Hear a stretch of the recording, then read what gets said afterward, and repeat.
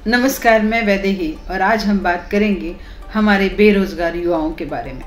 जाने माने और प्रसिद्ध पत्रकार सुधीर चौधरी जी ने इन्हीं युवाओं का मजाक उड़ाते हुए कहा, इनमें स्किल नहीं है। असल में हमारे देश में ऐसे युवा बहुत ही कम हैं जो स्किल्ड हैं, और यही वजह है कि ऐसी सरकारी नौकरियों के लिए लंबी लाइनें लगती हैं जिनमें किसी भी खास कौशल, किसी भी खास हुनर या स्किल की कोई आवश्यकता ही नहीं होती। सबसे ज़्यादा युवा इन्हीं नौकरियों को पाना चाहते हैं, लेकिन इन सरकारी नौकरियों में तनख्वाह बड़ी अच्छी होती है। सोचिए, आपके पास कोई हुनर नहीं है, कोई स्किल नहीं है, लेकिन तनख्वाह शानदार है, भत्ता भी अलग से मिलता है और ऊपर की कमाई अलग से होती है। देख लो देश की पत्रकारिता और इन पत्रकारों की हालत।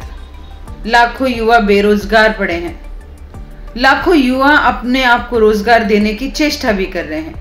लाखों युवा दिन रात मेहनत कर रहे हैं। साहब, जब एसी की ठंडी हवा में सोए रहते हैं तब मेरे देश का नव युवक सुबह उठ के भागने लगता है ताकि वो आर्मी की तैयारी कर सके।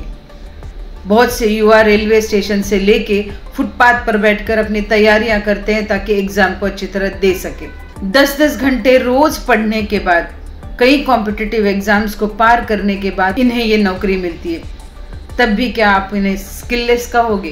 क्या आप जानते हैं इन युवाओं के पास कभी कभी 2 वक्त की रोटी भी नहीं है? क्या कभी आपने उस सरकार से सवाल किया मध्य प्रदेश के जहाँ पेपर लीक हो रहे हैं? क्या उन सरकारों से पूछा है कि पेपर लीक होने की वजह से होनहार युवाओं का कितना नुकसान हो रहा है? क्या आपने उस विषय में कभी आवाज उठाई है जो युवा पैसा दे के सरकारी नौकरी पा सकता है, लेकिन जो मेहनत करने वाला है वो आज भी फुटपाथ पर ही है? क्या हो गई है इस पत्रकारिता को जहां आप युवाओं को स्किललेस कह रहे हैं? देखा जाए तो रियल स्किल तो इन्हीं के पास है।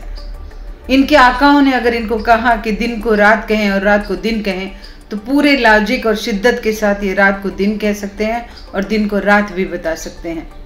और ये स्किल भी सिर्फ इन्हीं में है। 2000 के नोट में चिप डालने की बात हो या अंतरिक्ष में अपने आका की सैर कराने की बात हो, ये सारी लॉजिक के साथ अपने सारे स्किल्स को यूज करते हुए हर गलत बात को सही साबित करने की कोशिश करते हैं। सही बात है, हमारे देश का बेरोजगार युवा ना इतना नल्ला है ना ही स्किलफुल है कि झूठी बात को सच कह सके।